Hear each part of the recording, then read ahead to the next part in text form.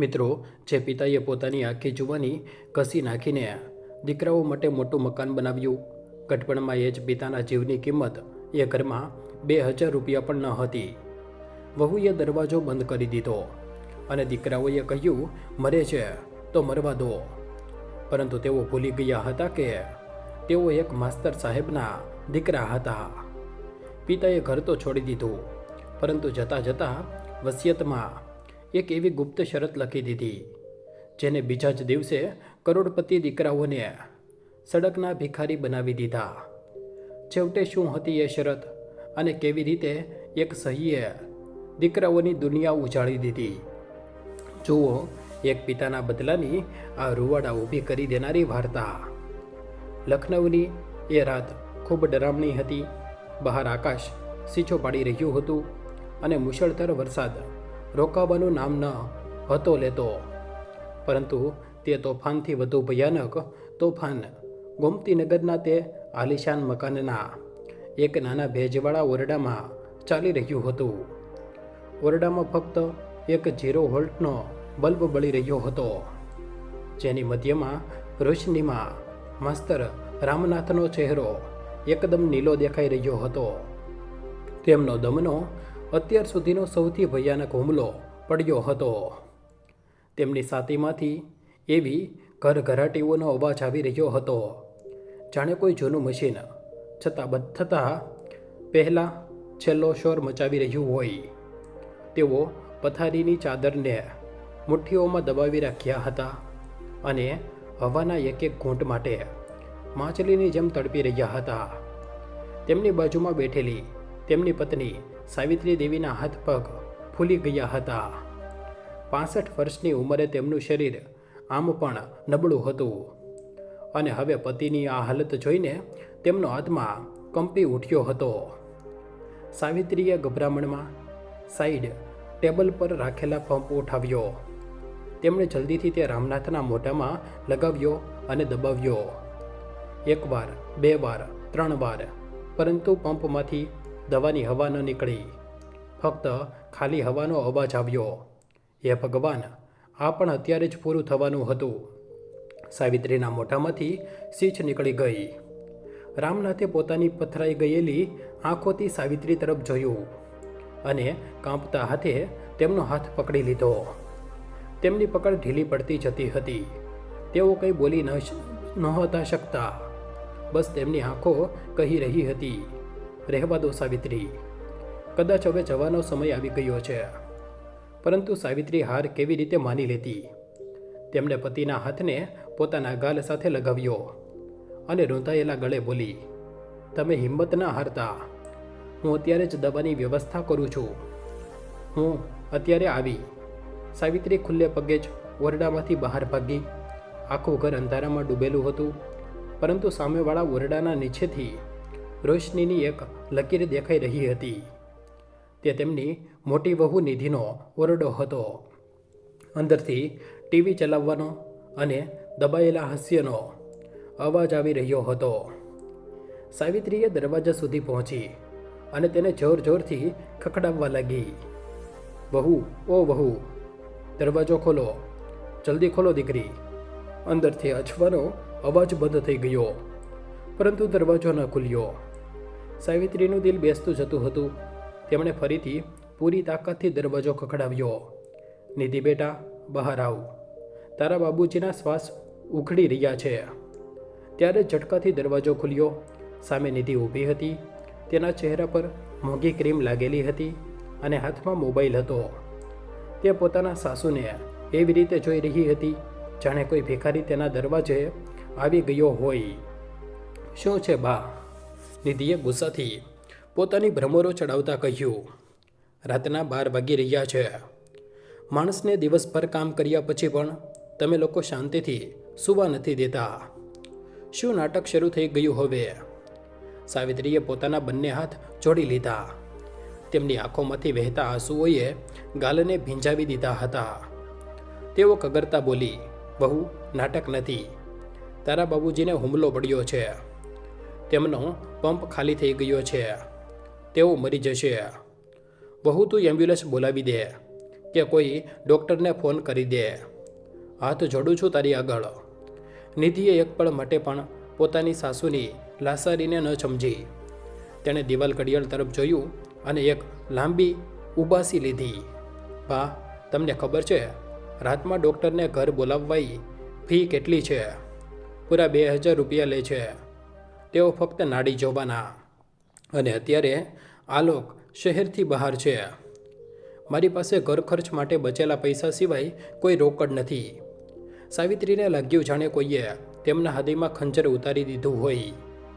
જે સસરાએ પોતાની આખી પેન્શન આ ઘરની ઈંટોમાં લગાવી દીધી. આજ ઘરની બહુ 2000 રૂપિયા માટે તેમના જીવનો સોદો કરી રહી હતી. સાવિત્રી રડતા રડતા બોલી, દીકરી, પૈસા હું પછી આપી દઈશ. મારી પેન્શન આવતા જ કાપી લેજે, પણ અત્યારે ફોન કરી દે. તેઓ તડપી રહ્યા છે. નિધિએ ઘણી કઠોરતાથી જવાબ આપ્યો, ઉફ બા, તમે પણ ને ખોટું રડવાનું ઘણું સારું કરો છો. જાઓ, તેમને ગરમ પાણી પીવડાવી દો, સારું થઈ જશે. આ રોજનું નાટક છે તેમનું. હવે મને સૂવા દો. કાલે મારે પાર્ટીમાં જવાનું છે. ચહેરો ખરાબ થઈ જશે. અને આ પહેલાં કે સાવિત્રી કંઈ બીજું કહી શકતી, નિધિએ તેમના મોઢા પર ધડામ કરતો દરવાજો બંધ કરી દીધો. હોલમાં ફરીથી શાંતિ છવાઈ ગઈ. એ બંધ દરવાજાએ સાવિત્રીને વગર બોલીએ જ બતાવી દીધું હતું કે હવે આ ઘરમાં તેમની અને તેમના પતિની કોઈ કિંમત નથી બચી. તેઓ અપમાન અને દુઃખના ભાર નીચે દબાયેલા પાછા પોતાના ઓરડા તરફ વળ્યા. ઓરડામાં રામનાથ હવે પથારીથી નીચે ગબડી ચૂક્યા હતા. એમનું શરીર ઠંડુ પડવા લાગ્યું હતું. સાવિત્રી દોડીને તેમની પાસે ગઈ અને તેમનું માથું પોતાના ખોળામાં રાખી લીધું. હું છું ને, હું કંઈ નથી થવા દઉં તમને. સાવિત્રી ગણગણતી, પરંતુ તેમને પોતે ન હતી ખબર કે તેઓ શું કરશે. ત્યારે જ વીજળી કડકી અને ઓરડામાં એક પળ માટે રોશની થઈ. સાવિત્રીની નજર પોતાના કાંડા પર પડી. ત્યાં સોનાની 2 જૂની બંગડીઓ ચમકી રહી હતી. આ એ જ બંગડીઓ હતી જે રામનાથે પોતાની પહેલી મોટી લોટરી લાગવા પર તેમને 30 વર્ષ પહેલાં પહેરાવી હતી અને કહ્યું હતું, સાવિત્રી, આ સોનું નથી, આ આપણા ખરાબ સમયનો સાથી છે. સાવિત્રીએ પોતાના આંસુ લૂછ્યા. તેમની આંખોમાં હવે લાચારીની જગ્યાએ એક કઠોર નિર્ણય હતો. તેમણે પોતાના કાંડા પરથી બંગડીઓ ઉતારી. આજ એક પત્ની પોતાના પતિને બચાવવા માટે પોતાની સૌથી કિંમતી નિશાની વેચવા જઈ રહી હતી. સાવિત્રી દેવીએ કાંપતા હાથે પોતાના કાંડાની એ બંને બંગડીઓ ઉતારી લીધી. 30 વર્ષો સુધી આ બંગડીઓ તેમના કાંડાનો હિસ્સો રહી હતી. જાણે શરીરનો કોઈ અંગ હોય. એમને ઉતારતા જ એવું લાગ્યું જાણે તેમણે પોતાના આત્માનો એક ટુકડો કાઢીને અલગ કરી દીધો હોય. તેમણે એક છેલ્લી વાર તડપતા પોતાના પતિ તરફ જોયું. રામનાથની આંખો હવે બંધ થઈ રહી હતી. તેમના શ્વાસ કોઈ તૂટેલા દોરાની જેમ અટકી અટકીને ચાલી રહ્યા હતા. સાવિત્રીએ નમીને રામનાથના ઠંડા પડી ચૂકેલા કપાળને ચૂમ્યું અને રૂંધાયેલા ગળે ગણગણી, હિંમત ન હારતા, હું અત્યારે આવી યમરાજથી લડીને પણ તમારા શ્વાસ પાછા લાવીશ. સાવિત્રીએ ઘરનો ભારે મુખ્ય દરવાજો ખોલ્યો. બહાર તોફાન જોરમાં હતું. વરસાદના ટીપા ચાબુકની જેમ વરસી રહ્યા હતા. 65 વર્ષની એ વૃદ્ધ સ્ત્રીએ પોતાની સાડીનો પાલવ માથા પર કસીને બાંધ્યો અને એ ઘોર અંધારામાં બહાર કદમ રાખ્યો. ગોમતીનગરના રસ્તા જે દિવસમાં શાનથી ચમકતા હતા, આજ પાણીમાં ડૂબેલા હતા. સાવિત્રીના ઘૂંટણમાં દુખાવો હતો, પરંતુ આજ તેમને દુખાવો અનુભવ ન હતો થઈ રહ્યો. તેમણે ફક્ત એક જ અવાજ સંભળાઈ રહ્યો હતો, તેમના પતિના ઉખડતા શ્વાસ. તેઓ કાદવમાં લપસતા સંભળતા દોડી રહ્યા હતા. ગલીના આવારા કૂતરા તેમના પર ભસી રહ્યા હતા, પરંતુ સાવિત્રીને ડર ન હતો લાગી રહ્યો.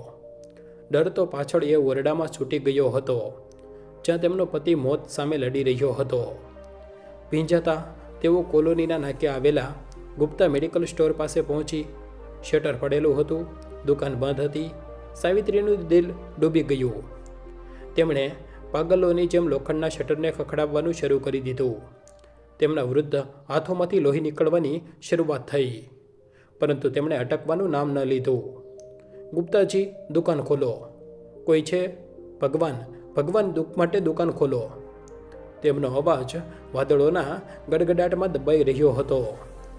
ઘણી વાર પછી શટરના નીચેથી થોડી રોશની આવી અને શટર અડધું ઉંચકાયું. અંદરથી ગુપ્તાજી ઊંઘ ભરેલી આંખોમાં બહાર જોયું. સામે ભીંજાયેલી, ગભરાયેલી માસ્તરની બાને જોઈને તેઓ દંગ રહી ગયા. અરે કાકી, તમે એટલી રાતના? શું થયું? સાવિત્રીએ શ્વાસ લેવાનો પ્રયત્ન કર્યો, પરંતુ શબ્દો ગળામાં અટકી ગયા. તેઓ ઘ્રુસકે રડી પડી. બેટા, માસ્તર સાહેબને શ્વાસ નથી આવી રહ્યો. તેઓ મરી જશે. મને એ મોટો વાળો પંપ અને ઓક્સિજનનો બાટલો આપી દે. અત્યારે જ ગુપ્તાજી થોડા ખચકાયા. કાકી, એ ઓક્સિજનનો બાટલો તો ખૂબ મોંઘો છે અને જૂનો વાળો હિસાબ પણ હજી બાકી છે. માલિકે ઉધાર આપવાની ના પાડી છે.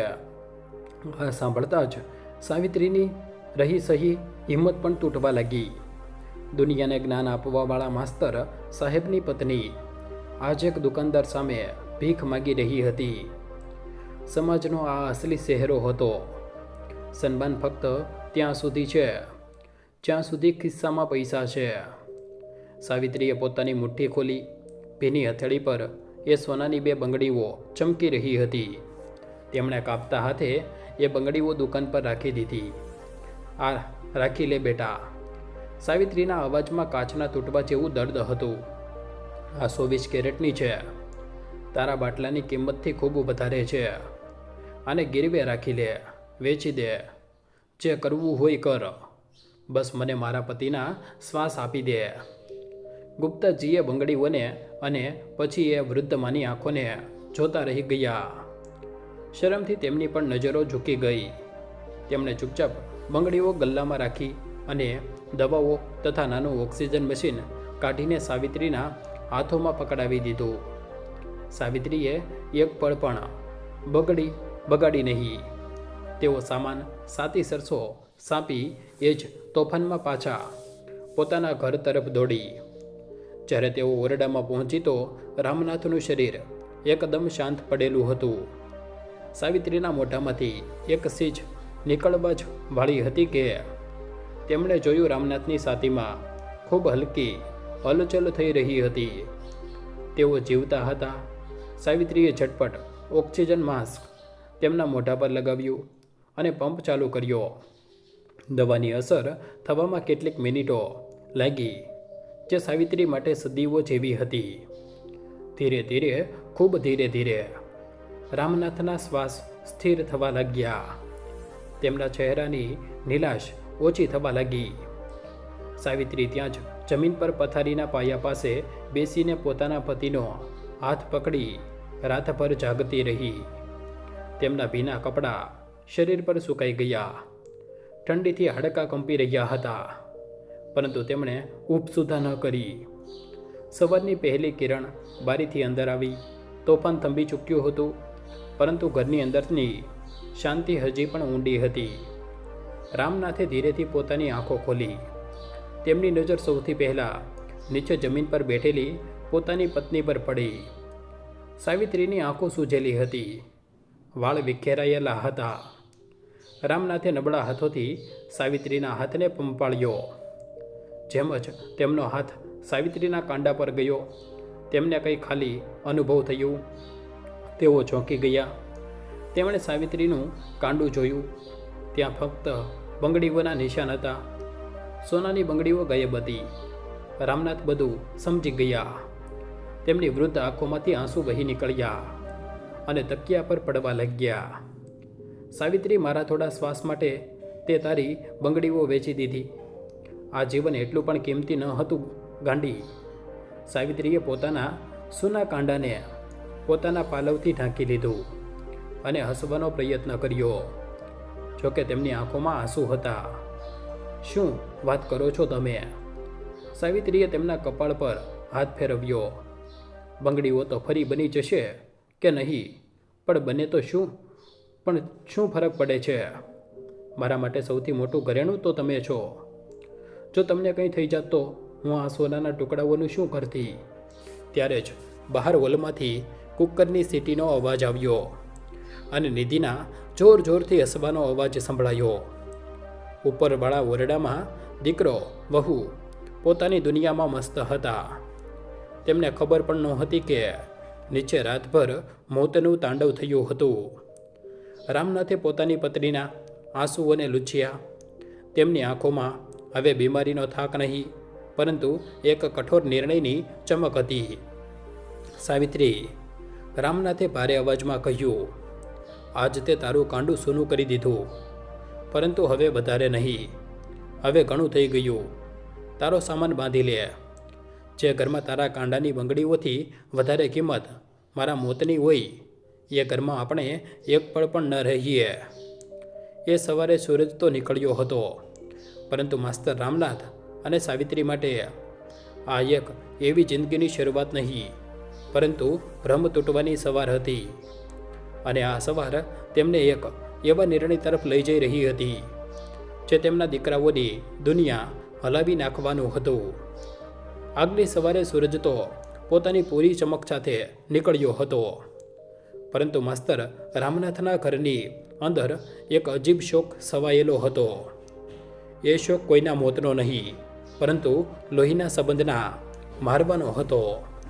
રામનાથ હવે પથારી પર ન હતા સૂતા. તેઓ ખુરશી પર બેઠા હતા, એકદમ શાંત અને કોઈ પથ્થરની મૂર્તિ હોય. તેમની નજરો દિવાલ પર ટકેલી એ જૂની તસવીર પર જામેલી હતી, જેમાં નાનો આલોક તેમના ખભા પર બેઠો ખિલખિલાવી રહ્યો હતો અને સાવિત્રી પાસે ઊભી હસી રહી હતી. આ એ જ તસવીર તેમને મોઢું ચડાવી રહી હતી. સાવિત્રી દેવી એક જૂની ઘસાયેલી પેટી તૈયાર કરી રહી હતી. તેમના હાથ કંપી રહ્યા હતા. આ એ જ પેટી હતી જેને લઈને તેઓ 40 વર્ષ પહેલાં આ ઘરમાં દુલ્હન બનીને આવી હતી. ત્યારે આમાં સપના ભર્યા હતા. આજ આમાં ફક્ત તૂટેલા અરમાન અને થોડા કપડાં હતા.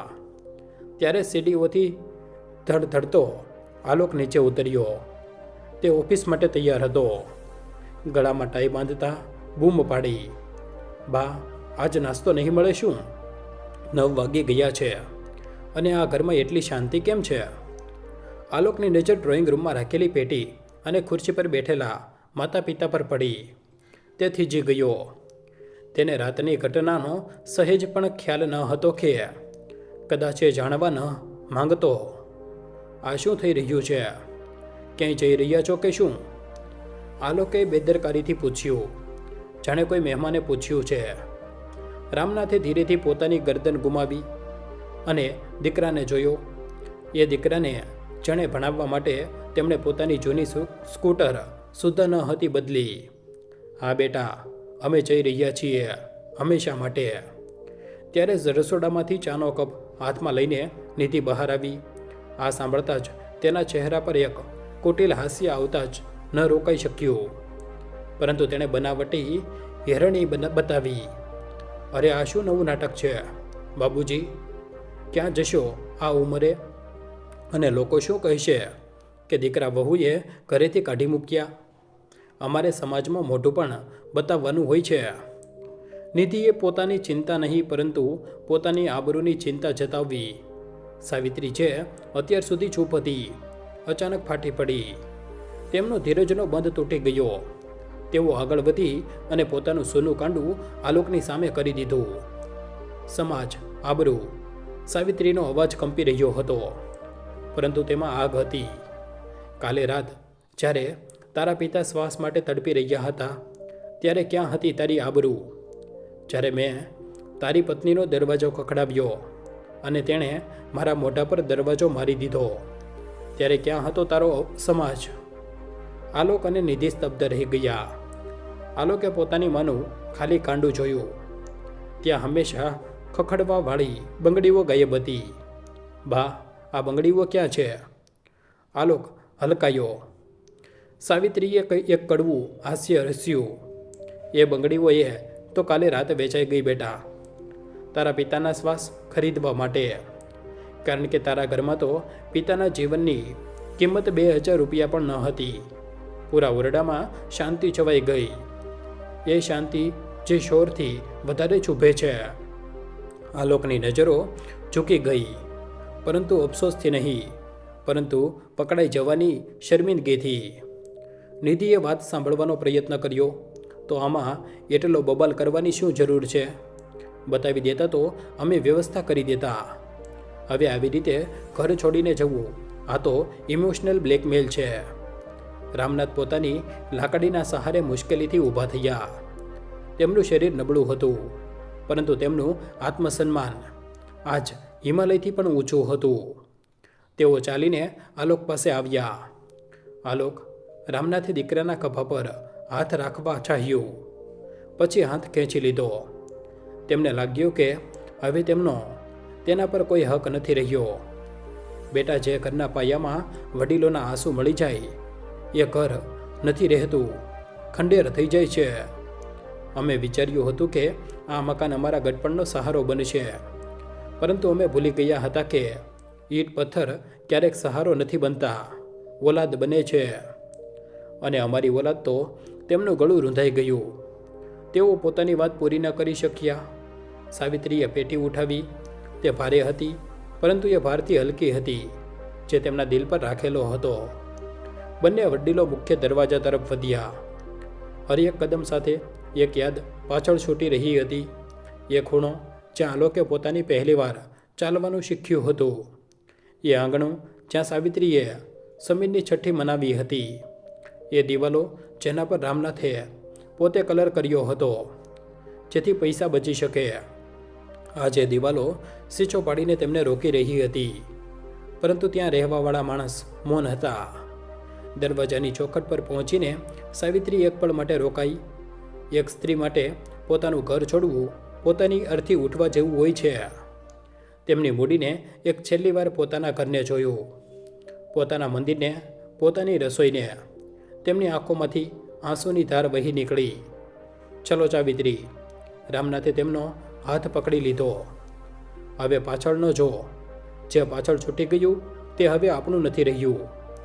તેઓ બંને ઉંમરો ઓળંગી રહી ગયા. લોખંડનો ભારે ગેટ છર અવાજ સાથે ખુલ્યો અને બંધ થઈ ગયો. પાછળ આલોક અને નિધિ વરંડામાં ઊભા હતા. આલોકે ધીમેથી કહ્યું, નિધિ, જવા દે. 2-4 દિવસમાં અક્કલ ઠેકાણે આવી જશે તો પોતે પાછા આવી જશે. ગટપણમાં ક્યાં ભટકશે? નિધિએ રાહતનો શ્વાસ લીધો. ચલો બલા ટળી. હવે ઓછામાં ઓછું રાતના શાંતિની ઊંઘ તો સૂઈ શકીશું. પરંતુ તેઓ બંને ન હતા જાણતા કે જે માતા પિતા આજ ખાલી હાથ સૂના કાંડા અને તૂટેલા દિલ સાથે નીકળ્યા છે, તેઓ પાછા આવવા માટે નહીં, પરંતુ તેમને એક એવો પાઠ શીખવવા માટે ગયા છે, જે તેમની આવવાવાળી 7 પેઢીઓને યાદ રહેશે. દૂર સડક પર 2 વૃદ્ધ આકૃતિઓ ધીરે ધીરે ગાયબ થઈ રહી હતી, અને તેમની સાથે જ એ ઘરની બરકત પણ હંમેશા માટે વિદાય થઈ રહી હતી. ગોમતીનગરના એ આલિશાન બંગલામાંથી નીકળ્યા પછી માસ્તર રામનાથ અને સાવિત્રી દેવીનું ઠેકાણું હવે શહેરના બહારના વિસ્તારમાં બનેલી એક જૂની ધર્મશાળા હતું. ઓરડો નાનો હતો, દિવાલોમાંથી ચૂનો ખરી રહ્યો હતો, અને છત પર લાગેલો પંખો એવી અવાજ કરી રહ્યો હતો જાણે રડી રહ્યો હોય.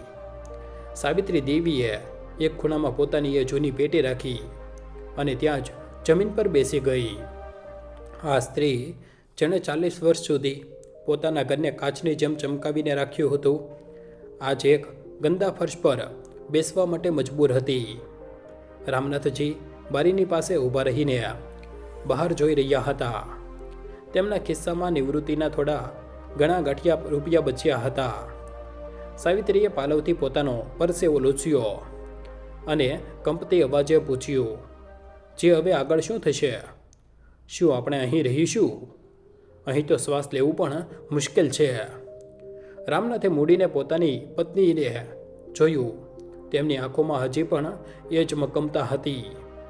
તેઓ પાસે આવ્યા અને સાવિત્રીના માથા પર હાથ રાખ્યો.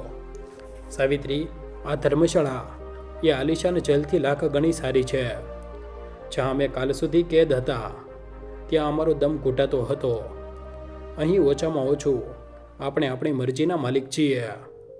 રહી વાત આગળની તો બસ જોતી જા. ભગવાનના ઘરે દેર છે, અંધેર નથી. પેલી બાજુ ગોમતીનગરવાળા ઘરમાં વાતાવરણ એકદમ ઉલટું હતું. સાંજ થઈ ચૂકી હતી. આલોક અને નિધિના ચહેરા પર એક અજીબ આઝાદીની ચમક હતી. દિલ્હીથી નાનો દીકરો સમીર પણ આવી ગયો હતો. આ ખબર સાંભળીને કે ડોસો ડોશી પોતે જ ચાલ્યા ગયા. ત્રણેય ડાઇનિંગ ટેબલ પર બેઠા હતા. જે મેજ પર કાલ સુધી સાવિત્રી બધાને ગરમ રોટલીઓ પીરસતી હતી, આજ ત્યાં પીઝા અને કોલ્ડ ડ્રિંક્સની પાર્ટી ચાલી રહી હતી. નિધિ હસતા બોલી, સમીર ભૈયા, સારું થયું તમે આવી ગયા. હું તો વિચારી રહી છું કે બાબુજી વાળા ઓરડાની દિવાલ તોડાવી દઈએ. તેને આલોક માટે હોમ થિયેટર બનાવી દઈશું. આમ પણ એ ઓરડામાં જૂની દવાઓની બદબુ આવતી રહેતી હતી. સમીરે પીઝાનો ટુકડો ચાવતા કહ્યું, અરે ભાભી, જે કરવું હોય કરો.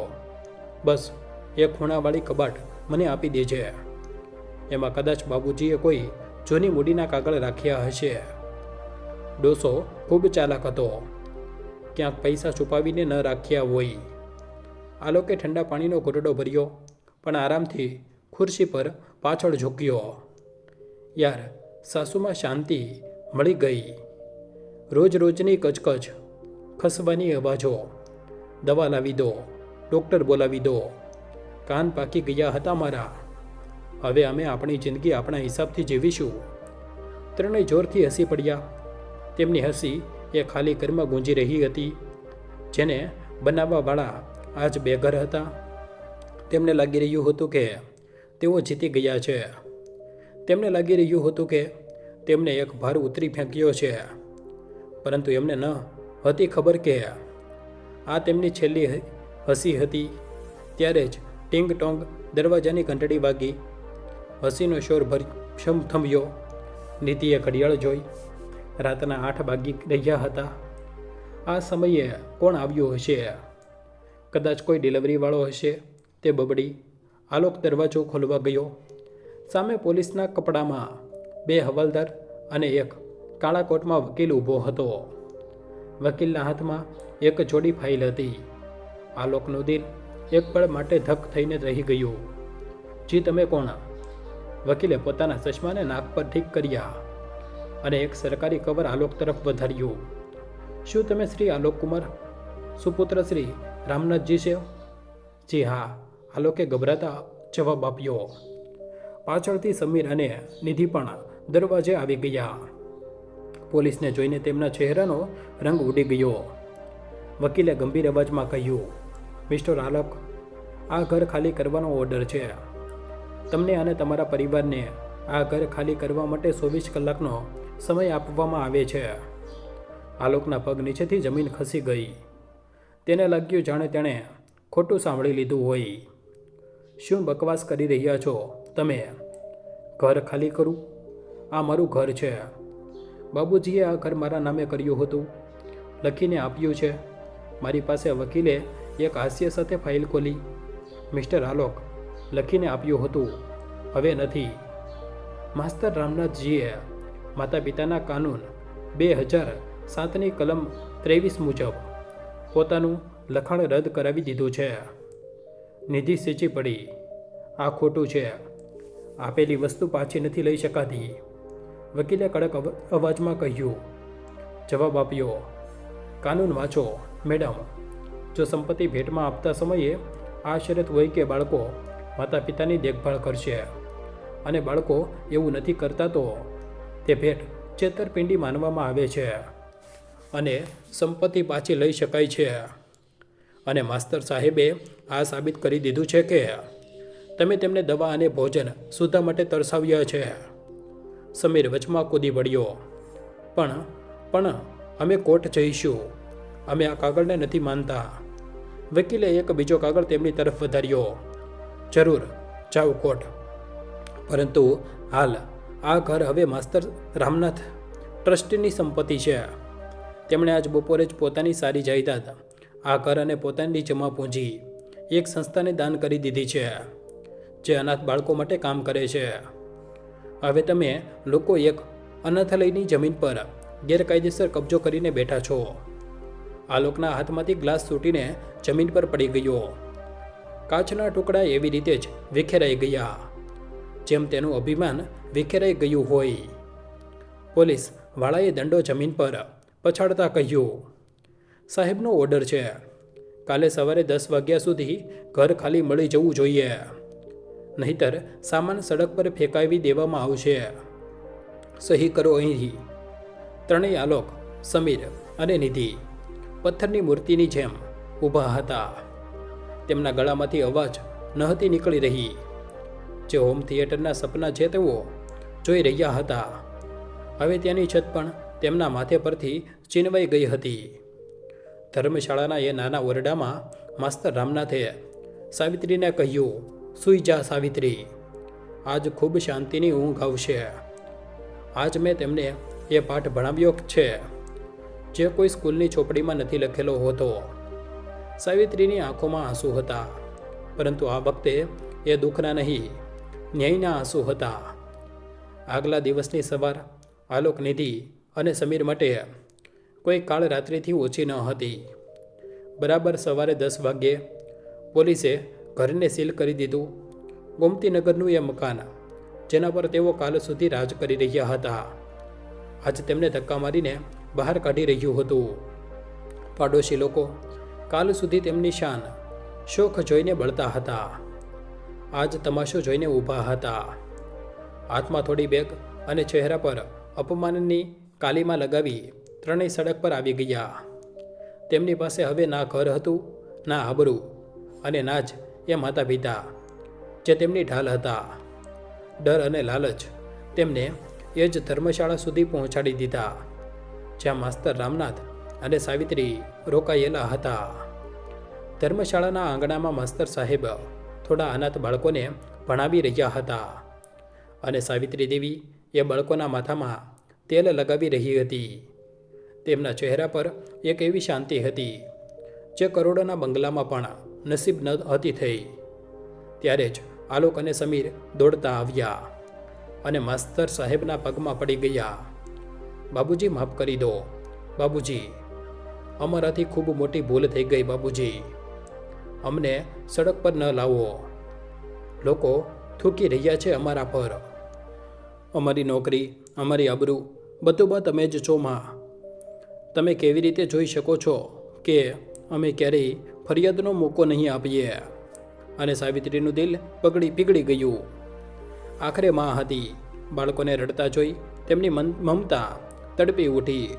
તેમનો હાથ અનાયાસ જ આલોકના માથા પર જવા માટે ઉઠ્યો, પરંતુ પછી હવામાં જ રોકાઈ ગયો. તેમની આંખોની સામે એ દૃશ્ય ઘુમરાઈ ગયું. તોફાની રાત, પતિના ઉખડતા શ્વાસ અને નિધિના ઓરડાનો બંધ દરવાજો. તેમણે પોતાની મુઠ્ઠી ભીસી લીધી અને પોતાનો હાથ પાછળ ખેંચી લીધો. સાવિત્રીએ પોતાના સૂના કાંડાને બીજા હાથથી ઢાંકી લીધું. રામનાથે પોતાની લાકડીના સહારે પોતે ખુરશીથી ઊભા થયા. તેમણે પગમાં પડેલા દીકરાઓને એવી રીતે જોયું જાણે કોઈ ન્યાયાધીશ ગુનેગારને જોવે છે. ઊભા થાવ. રામનાથની અવાજમાં વાદળ જેવી ગર્જના હતી. અહીં તમાશો ન કરો. આલોક અને સમીર ઊભા થઈ ગયા, માથું ઝુકાવી આંસુ વહાવતા. રામનાથે ઊંડો શ્વાસ લીધો અને કહ્યું, બેટા, આજ તમે અહીં એટલે નથી આવ્યા કારણ કે તમને તમારા માતા પિતાની યાદ આવી છે. તમે અહીં એટલે આવ્યા છો કારણ કે તમને એ છતની યાદ આવી છે જે મેં તમારાથી છીનવી હતી. નહીં બાબુજી, અમે સુધરી ગયા છીએ. સમીર કગર્યો. રામનાથે હાથ ઉઠાવીને તેને ચૂપ કરાવી દીધો. ચૂપ રહો. જ્યારે એક પિતા પોતાની પૂરી જીવનની કમાણી બાળકોના નામે કરે છે તો તે ફક્ત વસિયત નથી કરતા, પોતાનું ગઢ પણ ગીરવે રાખે છે. મેં તેમને મકાન આપ્યું, તમે તેને ઈંટ પથ્થર સમજ્યા. મેં તેમને મારા શ્વાસ સોંપી દીધા. તમે તેનો સોદો કરી દીધો. રામનાથની આંખોમાંથી આંસુ આવી ગયા, પરંતુ અવાજ ન ડગમગી. તમે કહો છો માફ કરી દઉં. ઠીક છે, એક પિતા તરીકે હું તમને માફ કરું છું, પરંતુ એ માણસને હું કેવી રીતે માફ કરી દઉં જેણે મારી પત્ની, તમારી માની બંગડીઓ વેચાવી દીધી, તેણે રાતભર વરસાદમાં ભીંજવવા પર મજબૂર કર્યો. એ બંગડીઓ સોનું ન હતી, મારો સ્વાભિમાન હતી, અને તમે એ સ્વાભિમાનને કચડી દીધો. સાવિત્રી પણ હવે ડુસકા ભરી રહી હતી. રામનાથે અંતિમ નિર્ણય સંભળાવ્યો. એ મકાન હવે અનાથાલયમાં બની ચૂક્યું છે. એ બાળકો માટે જેની પાસે મા બાપ નથી, અને તમે તમારા લોકો પાસે મા બાપ હોવા છતાં તમે અનાથ થઈ ગયા છો. જાઓ અહીંથી. પોતાની મહેનતથી પોતાનું ઘર બનાવો. કદાચ ત્યારે તમને ખબર પડે કે એક ઈંટ જોડવામાં કેટલું લોહી પરસેવો લાગે છે. બાબુજી આ લોકે ફરી પ્રયત્ન કર્યો. બસ, રામનાથે મોઢું ફેરવી લીધું. અમારો અને તમારો સંબંધ હવે ફક્ત યાદોમાં છે. હવે અમે આ અનાથ બાળકોના માતા પિતા છીએ. ઓછામાં ઓછું એમને પાણી માટે તરસાવશો તો નહીં. ત્રણેય દીકરા બહુ સમજી ગયા હતા કે હવે કંઈ નથી થઈ શકતું. તેઓ રડતા, ખાલી હાથ અને ભારે કદમે પાછા ફરી ગયા. તેમના જવાબ પર સાવિત્રી રામનાથ પાસે આવી. જી, શું તમે વધારે સખત સજા ન આપી? રામનાથે સાવિત્રીના આંસુ લૂછ્યા અને હસ્યા. સાવિત્રી, જો આજ અમે પીગળી જતા તો તેઓ ક્યારેય માણસ ન બની શકતા. ક્યારેક સાચો રસ્તો બનાવવા માટે આંગળી છોડાવીને બાળકોને પડવા દેવા પડે છે. ત્યારે જ એક નાનો અનાથ બાળક દોડતો આવ્યો અને સાવિત્રીના ગળે લાગી ગયો. દાદીમાં, વાર્તા સંભળાવો ને. સાવિત્રીએ તેને ખોળામાં ઉઠાવી લીધો. તેમનું સૂનું કાંડું હવે એ બાળકની નાનકડી બાહોથી ભરાઈ ગયું હતું. તેમને તેમનો ખોવાયેલો પરિવાર પાછો મળી ગયો હતો. સાંજનો સૂરજ ઢળી રહ્યો હતો, પરંતુ માસ્તર રામનાથ અને સાવિત્રીના જીવમાં એક નવો સવેરો થઈ ચૂક્યો હતો. સન્માન અને શાંતિનો સવેરો. મિત્રો, આ વાર્તાનો અંત ભલે જ કડવો હોય, પરંતુ સત્ય આ જ છે. મા બાપ એટીએમ મશીન નથી હોતા. તેઓ એ વૃક્ષ છે જેની ચાંયે ચાલ્યા ગયા પછી જ તડકાનો તાપ અનુભવાય છે. જો તમારા ઘરમાં વડીલ છે તો તેમનો પ્રેમ આપો, આ પહેલાં કે ખૂબ મોડું થઈ જાય. તો મિત્રો, માસ્તર રામનાથે પોતાના બાળકો સાથે સાચું કર્યું કે ખોટું કર્યું? કોમેન્ટ બોક્સમાં જરૂર બતાવો. અને આ પણ બતાવો કે આ વાર્તા તમે ક્યાંથી સાંભળી રહ્યા છો. અને આવી જ નવી વાર્તા જોઈએ તો ચેનલને સબસ્ક્રાઈબ કરો. ફરી મળીશું એક નવી વાર્તા સાથે. ત્યાં સુધી માટે ધન્યવાદ. જય શ્રી કૃષ્ણ.